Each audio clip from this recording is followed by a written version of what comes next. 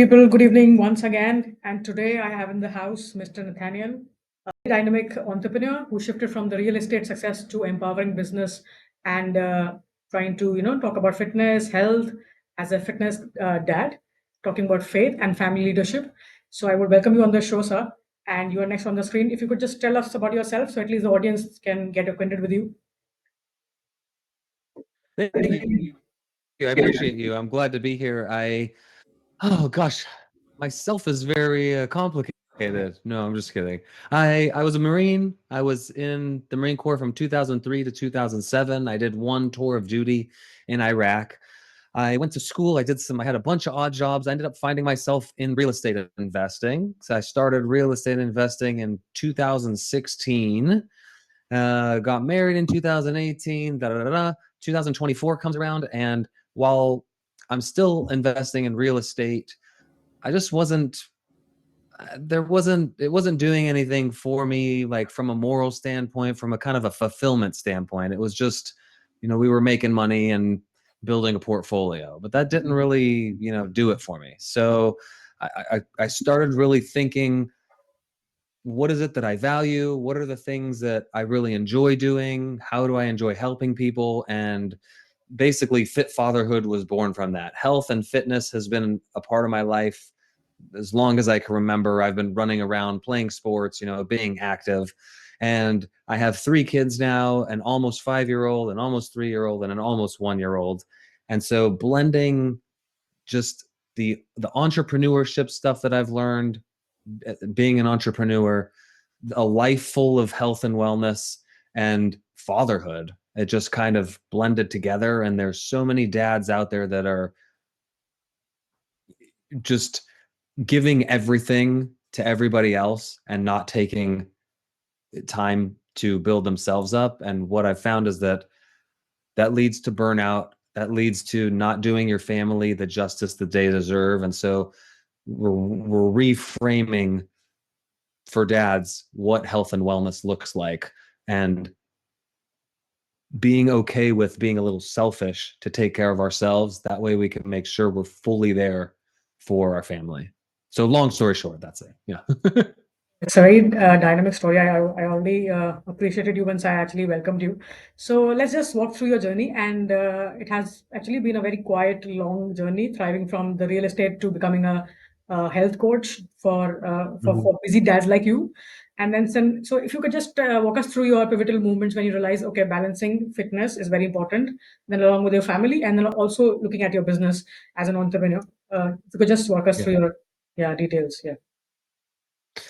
Yeah, so there was a handful of moments that I can look back in my real estate investing career and go, you were putting everything else above your health. And when, at least for me, when I stopped prioritizing my nutritious eating, whole foods, protein first meals, and when I stopped making sure that I got daily movement, my business started to suffer. And my relationships with my wife and ultimately my kids started to suffer, because it was just business all the time. It was, where's the next deal coming from?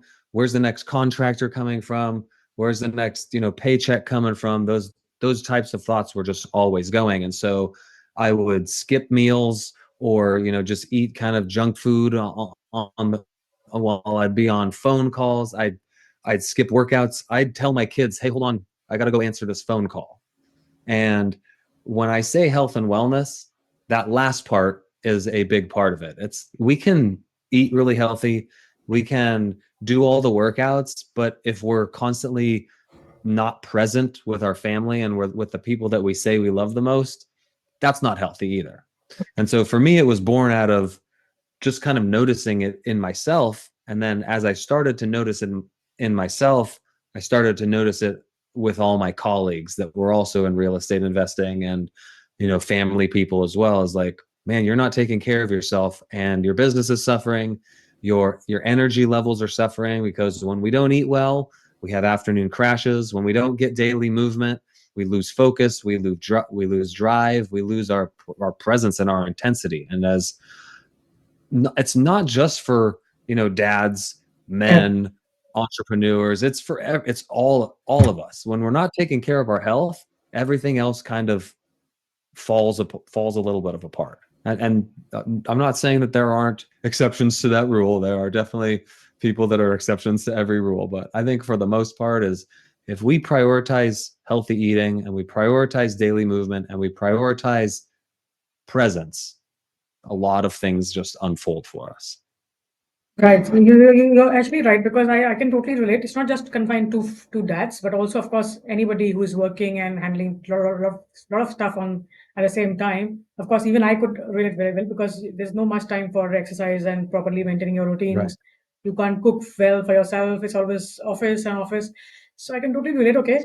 So as you have been focusing more on burnouts, let's just talk about that. So you often talk about struggles of burnout, low energy, majorly which the males face, the dads face, right?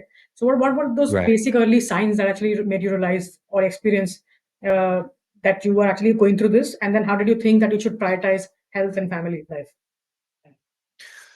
Yeah, so there was a couple things. Like one I mentioned was it wasn't actually me that noticed it at first. It was my wife that said, "Hey, you're on your phone during meal times, or you're on your phone when you're with the kids." And it's like, okay, even though I'm physically present and I'm physically in the space, I wasn't actually practicing presence with them, with my wife, with my kids, even with myself, right? Like there is a time and a place for scrolling on your phone, but there's a time and a place for putting that phone down and just sitting in quiet or driving in quiet, right? And letting our mind take a break for a minute. And then just when I started noticing in myself too, is like your your energy level starting to dip at 1 2 p.m. in the afternoon, and you're like, well, I've only been awake for 7 hours at this point. I shouldn't be so tired. Okay, well, what does the past few days look like? Oh, you haven't worked out. Oh, you've been eating junk food for a couple days. Well, no wonder you're tired in the afternoon. And then oddly, something that doesn't get talked about enough is number two.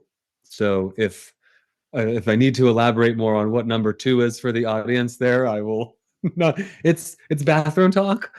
And when you're going, when you're not frequent in your number twos, you get inflammation, you get tired, you get low focus and low energy. It's basically your your toxins are left in your Yeah, system your and your body's not metabolism getting also rid of it. suffers, right? Yeah, and so those are kind of the three big ones that I notice is like, wait a second. And the third one is often we just brush it off because in society we're told if you're going every 1 to 3 days, you're normal. Well, I don't want to be normal. I want to be exceptional and I want my health to be exceptional, right? And part of that is consistently, you should be going 1 to 2 times a day and getting that stuff out of your body. It means that your gut and your system is running correctly. I forget what the second part of your question was, though, Doctor. Prioritizing, no problem. Prioritizing your health and your family, of course. Mm. Across multiple businesses, across, yeah, all the number one tool, and it is kind of a sequence here, but the number one tool I think for prioritizing really anything is a calendar.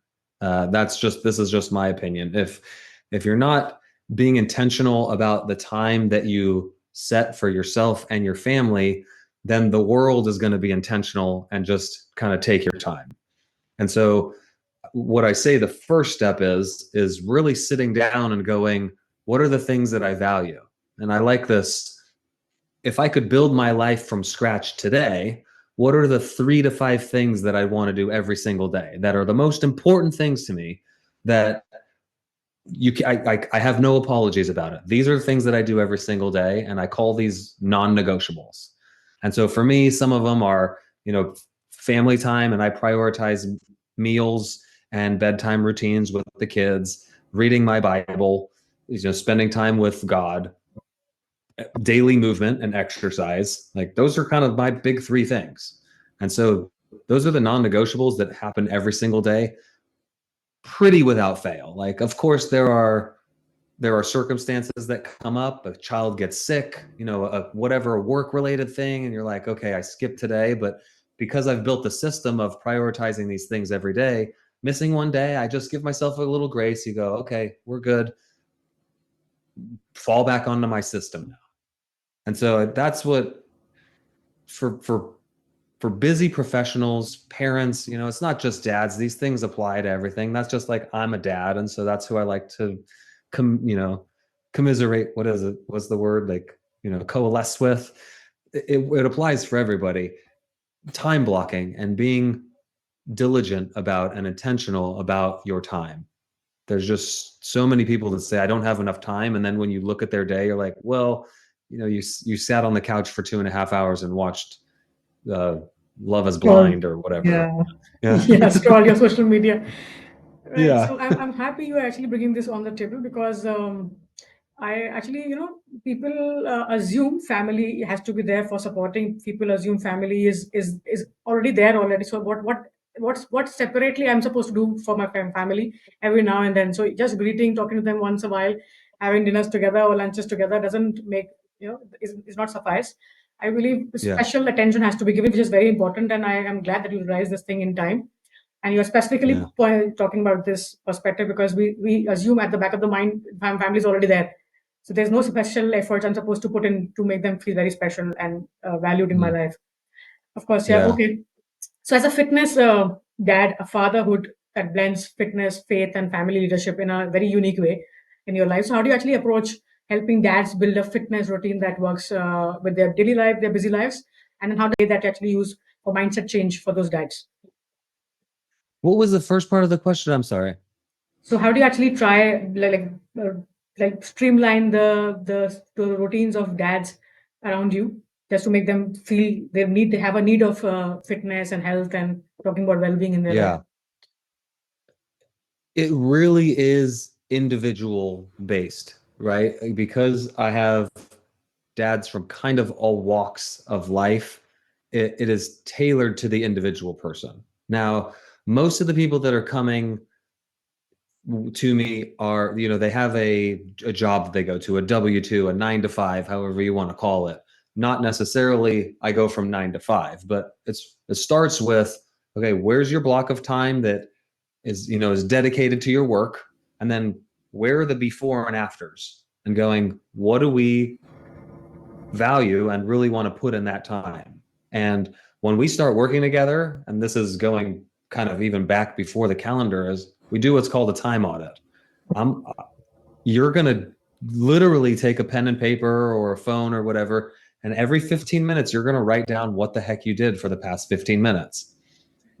And in doing that, you're going to see, okay, there's some places that I can start to tweak and prioritize the things that I say are really important. And I use the sitting down on the couch and watching 2.5 hours of Netflix a little bit as a joke, but for most people that's serious. Like, the average person spends 3 hours on the couch watching television every day. Now, again, I'm not saying there's a time and a place for that. If that's something that you value and you find important to your life, we want to keep that in, because if we make these drastic changes all at once, that leads to burnout and that leads to fatigue, and you're not going to stick with something like that. So we like to make real small changes first.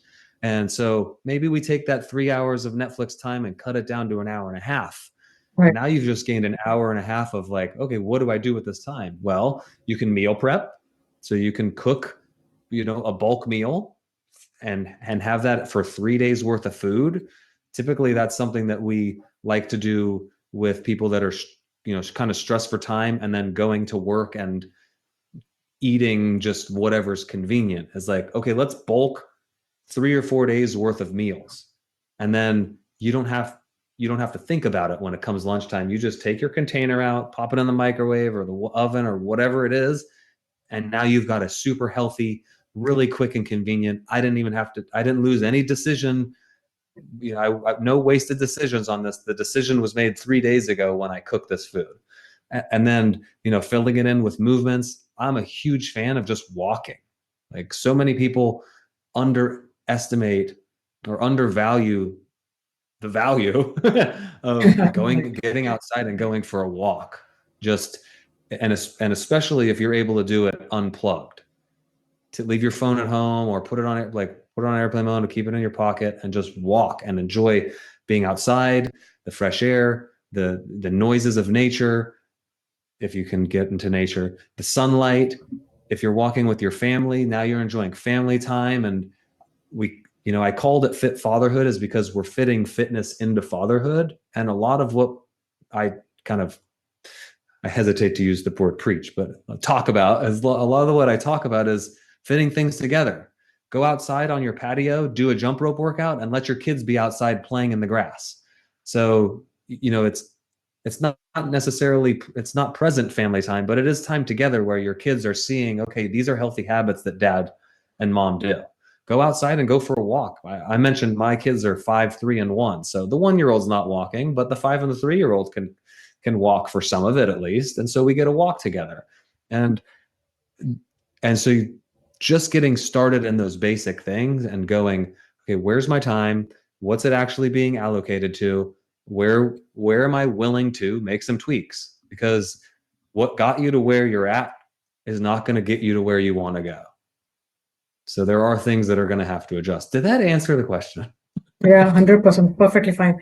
Okay. So I could totally understand that you are really concerned about physical health and fitness and, still being able to find out time for your family and also preach those habits to your kids from now, which is a great thing. So Yeah. what about, let's just talk about mental and emotional well-being and, how does it actually influence somebody? So can you share your insights and about your thought process, your mindset about how healthy practices can actually help people overcome the obstacles they actually could face in family as well as in their business. Yeah. I, I've talked about nutrition and I've talked about movement at this point, but the most important thing is the mind, because I can tell you exactly what to eat and when to eat it. I can tell you exactly what movements to do and how to do them and when to do them. But if you don't believe that they're going to work for you, you're you're off to a bad start. The Henry Ford quote of whether you believe you can or you can't, you're right, is absolutely applicable. And if we don't have our mind right and wrapped around positive thoughts and positive feedback, we just end up back where we started. Like I like the the kind of analogy that I think of as lottery winners. These people win the lottery, they get this huge chunk of money, and the vast majority of them within a couple years are back to where they started. It's because they didn't rebuild their identity around this new money. They hadn't built healthy habits, healthy money habits around this new money. And so they squander it. And so we start with identity in like kind of week zero, so to speak, with rebuilding the man, woman identity around this 3 year from now person and bringing it back to the future or back to the present self. This is my biggest thing. Or this is my like biggest tool for mindset is just a journal, a notebook. And especially from a dad perspective, a man perspective, is journaling has a negative connotation to it. It's a teenage girl and it's a pink journal and a pink fluffy pen, and she writes down how cute Brad is and how he blinked at her. And that's not what that there's a small aspect of journaling that is to me is like brain dump, write down my thoughts, write down my feelings, because that's important too. But for journaling, it's tracking wins, tracking struggles, tracking little stories that happen throughout the day because my memory is really bad and I want to remember things that my kids did. My kids said that's, oh man, that was so silly when he said that. I would totally have forgotten. But for me, that's a way that I measure things and I track my success over time, because what I'm doing today, 3 months from now, I will look back and go, holy moly, I can't believe you were doing that 3 months ago. You've grown so much just in 3 months. Imagine what 3 years looks like. And so that's the journal for me is one of the biggest mindset tools. It helps me start my day with intention, and it helps me end my day with decompression, with decluttering. And so when 98 times out of 100, when my head hits the pillow, I'm gone within a couple minutes. I'm out. I don't because I don't have those circular thoughts. I feel like my left one doesn't circle very well. I don't have those circular thoughts in my head, that keep you up at night, because I use my journal as a decluttering mechanism. Very, very interesting, actually. I understand the importance of journaling, actually, and I even heard and read somewhere. But again, it's very important to maintain this habit. That's what my concern is. So if you're doing that, it's pretty incredible because we start a particular habit and then we don't even continue that for the next 5, 10 days. So it's Yeah. important, and I could even journaling. I could also link that with trying to write something, memorizing it, having gratitude, and also manifesting what you actually want to achieve in the future. So even I guess journaling can actually also help you in that reference. I believe. Yeah. Also, of course, it's a record for your memories, the past memories also, but it will actually also lead you to what you actually want to have in the future, Yeah. right? And I like that it is, again, like, I wouldn't start somebody who's never journaled before going, hey, here's 15 minutes worth of prompts in the morning and 15 minutes worth of prompt. The first thing we do with journaling is like write down what your I am statement is, that person you're working towards, Yeah. at the beginning of the day. Write it down one more time, maybe throughout in the middle of the day, so you're kind of reviewing it and keeping it fresh. And then at the end of the day, just write down 3 wins from the day. And when we're starting out, like, this does a couple things. Is when we're starting out doing our wins, it's small. It can be super, like, think of making your bed, having I cleaned up the dishes after lunch, like small wins. This is framing our mind in an attitude of gratitude for the day. And the worst days, if you can write down 3 wins from the day, you'll see the day in a different light. Because, like, oh man, I did make my bed this morning, right? I did shave. Like, I use the shave one very. I need to shave. That's going to be an upcoming one. But just like reframing our head and our mind into a place of gratefulness is so important, as we start to move and progress and changes start to happen. Being able to look back and go, yeah, I still have this, and this, right, from my day. So yeah, that I would always start just really small. We're building the habit of doing that in the morning and doing that in the evening. And once you've built that habit down, now we habit stack and say, okay, here, add this prompt now. These are things that we're going to add to it, and really unlock the value of that journal. Oh, because this is the major takeaway from, of course, there are many, but this is a major takeaway from the podcast today for my own self. I believe I should do this because I have a very nice friend who has been recommending me to write what I ultimately have achieved, what any small wins of my the entire day schedule and whatever I have done so far, because it actually creates a very good, tuning in your mind, what do you actually want in the future, and then what is happening around, and Mm-hmm. where do you see yourself in the next 5, 10 years. So yeah, of Yeah. course. And then I came across a video of yours today in the morning where you're talking about appreciate what you have achieved already in life, right? Appreciation is very important. So even that is also blending very well with journaling, right? Yeah. So Yeah. It's yeah, it's that's all it's like the journal is a handful of things, and what I described with the little girl is an aspect of it. Like, I love them. Are you familiar with Matthew McConaughey, the actor? He has a quote around journaling, and he's a big proponent of journaling. Is that whenever I'm out and I have a thought, or I hear something that's interesting and I want to write it down, I want to make sure I remember it, I have a place to do so. And also, if I'm ever out and I'm bored, I have a book that I can go back and read that's going to be interesting because it's about my life. Like, what's more interesting to us than the things that we've done and accomplished? And so it is that, but it's also a place for me to track, wins, losses, what's working well. Go back and say, oh man, I remembered when that guy said that, and I had a thought on it that I never acted on. Okay, sweet, let me go act on it. Yeah, so sorry. I just yeah. So when you go back, you if appreciate you may yourself tell, also. So I very really true. like journaling. I think it's Very an true. important tool. Yeah. All right. So talking about your fatherhood specifically now, and talking about you Mhm. as an entrepreneur and you as a health coach, and there's a lot of other titles on your plate. I mean, in your life, you have been doing multitasking, I believe. So, how do you Yeah. actually balance your personal life, your role as a dad, and then as a business leader, then a fitness advocate? So, can you just tell us a few strategies where you can stay grounded as well as lead with examples for people around yourself? Yeah. So for me, at least, what's worked, and I mentioned the time blocking, very, I'm pretty darn rigid with the time blocking for certain things. Other things are mobile.